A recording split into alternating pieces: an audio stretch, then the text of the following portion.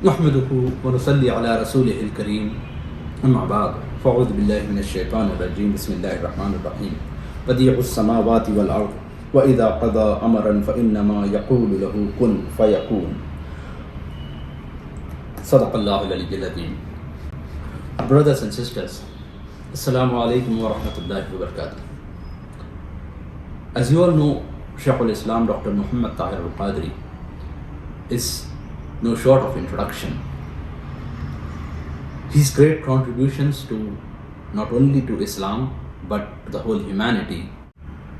He has given a remarkable solution to the terrorism by providing a complete peace and anti-terror curriculum for the students, for the scholars, and for the common people.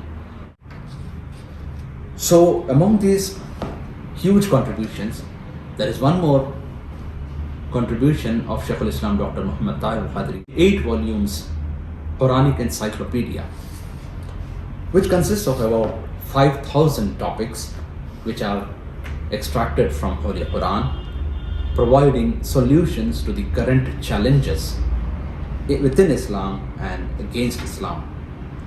So this book also does not need any further introduction because there are a lot of introductory speeches available on Quranic Encyclopedia. Shaykh al-Islam himself has given numerous lectures about the introduction of Quranic Encyclopedia, the importance of Quranic Encyclopedia. All those links shall be shared in the description of this video.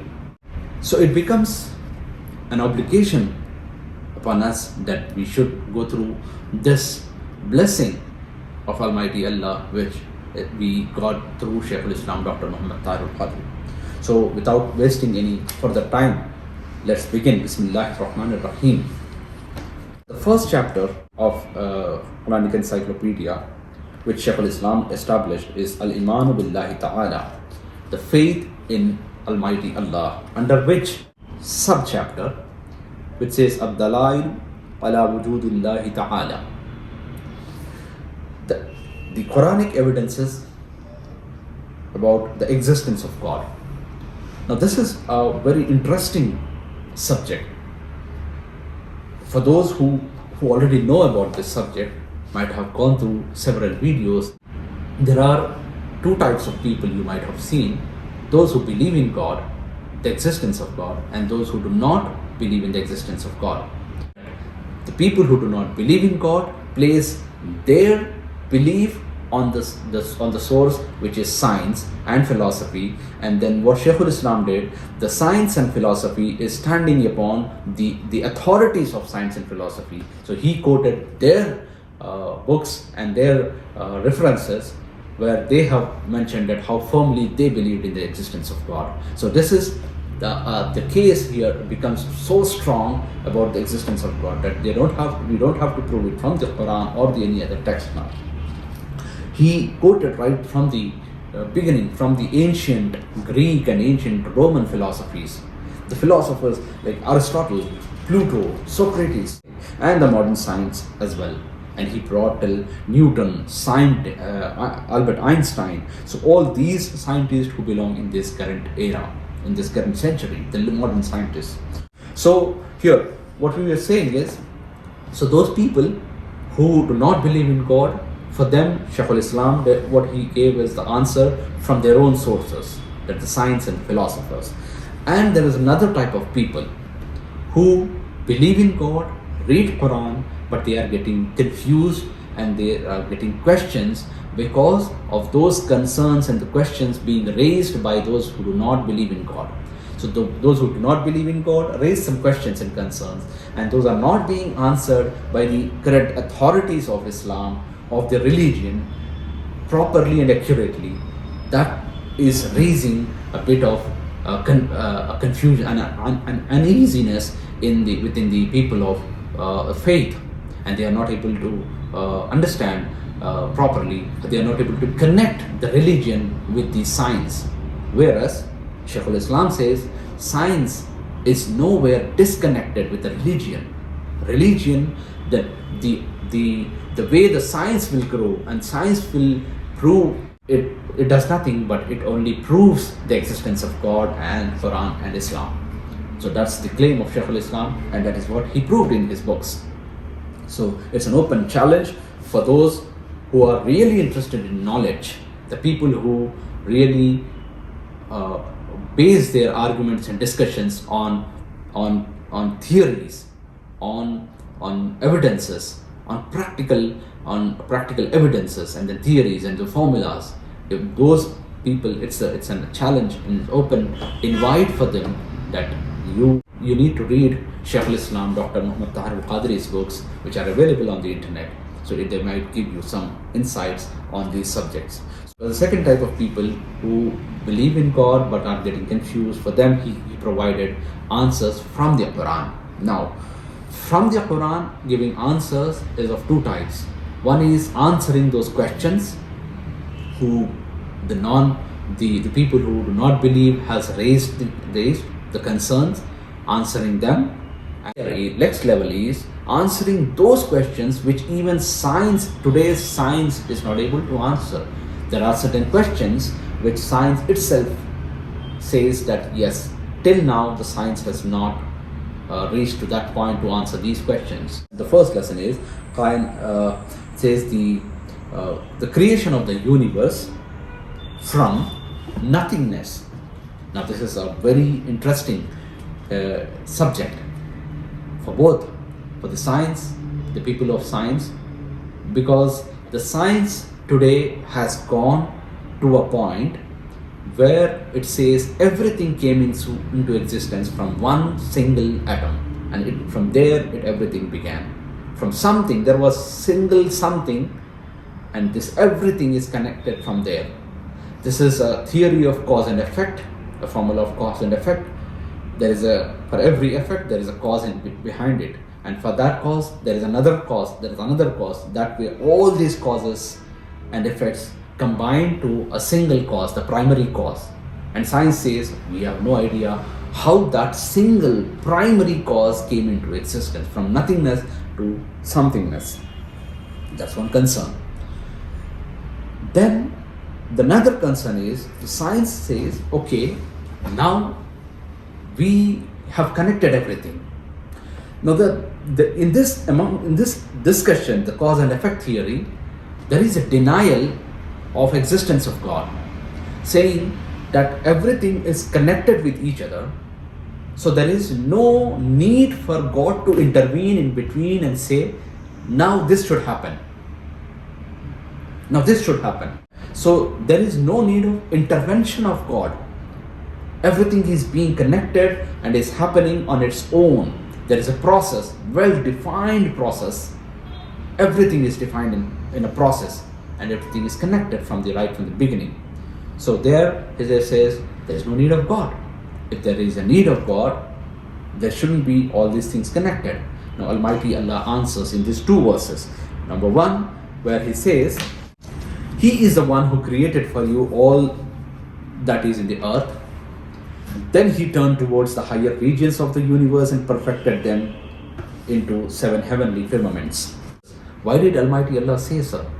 Like first He completed the earth, and then He turned towards the heavenly bodies. Two aspects, or two processes, the description about process by process. The first process completed, and then He moved towards the second process. So this is an indication which Shaykh al-Islam is trying to divert our attentions towards the subject, that here Almighty Allah is saying that everything is in a process. Everything is created in a process, one by one. There is someone who has defined this. That is Almighty Allah. He has defined a process, and everything is running in its own orbit.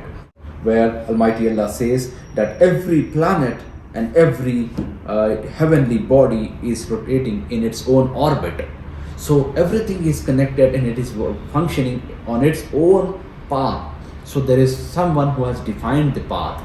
There is someone who has defined the process. There is someone who has organized in such a way that everything appears to be connected. No need of any intervention. Everything will flow in its own. There is a cause, effect, and that goes on. That's a process. Almighty Allah is diverting our intention, saying that That's the reason I have created in a process. Why did he create it? So the answer is so that you could ponder, you could think and get some rational out of it. There are numerous verses of the Quran where Almighty Allah invites us saying that why don't you ponder? Why don't you think in this? Which means he wants us to ponder and to get something, some conclusions out of it. If Almighty Allah would not have created in a process, like the earth is rotating in this one orbit and all of a sudden it has started rotating in the opposite direction. So every day you see a difference there is no uniformity, there is no organized pattern. Everything happens in a haphazardness and just moves on everywhere. So is there any rationale behind it? Okay, could you ever think about it? Today rectangle is in a rectangle and tomorrow it becomes a triangle. I mean, there is no defined physics and mathematics behind. If there is nothing defined process, how would you ponder? How would you think on it? So that is what Almighty Allah is saying, that I have created in a process. Right? Now that is clear. Now the question is, the science says when we go by this process with the cause and effect theory, we go to a point where we say something came out of nothing, and that initiator, we don't know how something came out of nothing. In the beginning, if you go into the infinity, like there is a book of Dr. Sahibzada Dr. Hussain Muhyiddin Qadri about Islamic philosophy and Muslim philosophers. He has given a good quote over here. It says that in the philosophy and belief of Western monotheism, there is a reasonable notion that God is the primary cause of the universe. Because it is thought there needs to be a cause for everything to come into being, right? There need to be a cause for any effect. The argument is that there can be no endless series of causes. Endless series. Could there be any endless series? Infinity will go into an infinity. Is that there can be no endless series of causes unless there is the first cause. There should be a first cause. In other words, for an infinite series of causes, there must be a primary cause. So the primary cause is Almighty Allah. He is the one who has originated the heavens and the earth. And when He wills to originate, there He talked about the process. He did it in a process. But here He is saying about a different kind of creation. That creation is through a process. It's an evolutionary process that came into existence later. But what about that primary cause? How did that primary cause appear? About that He says, when He wants to create that primary cause, He says be, and it happens. Now this is the answer for that. The primary cause, how nothingness came into existence, how something or everything came into existence from nothingness, non-existence to existence. So these are the two verses which give very clear picture about these two topics, that existence of God and how He created the universe from nothingness to everything, and then from there on how everything began in a process and it is getting created. Whole theories and the formulas, the mathematics, the physics all came into existence after that first primary cause, and that primary cause is Almighty Allah. And after that the cause and effect theory, that also began, and the definer, ultimate definer of those theories, the formulas, the process, the definition, the provider of those definitions is all Almighty Allah. So initiator was also Allah, and the setter of the process also Allah. So do not get confused by the process which is getting created by itself. Everywhere it is getting expansion by itself, by the cause and effect theory. Look into that primary cause. When you go by this cause and effect theory, you will stop at a point where you will have a question mark and there is no answer. How that non-existence came into existence, don't start the assumptions theory. Ponder in the Quran, where Almighty Allah says, when you ponder, when you think, when you come to this point, now accept that the one who has created the existence from the non-existence, it is Almighty Allah. The other way of creation, the two types of creations. One is be it and it happens, then the by process and by evolution. وَمَا عَلَيْنَا إِلَّا الْبَلَاغُ. Wassalamu alaikum wa rahmatullahi wa barakatuh.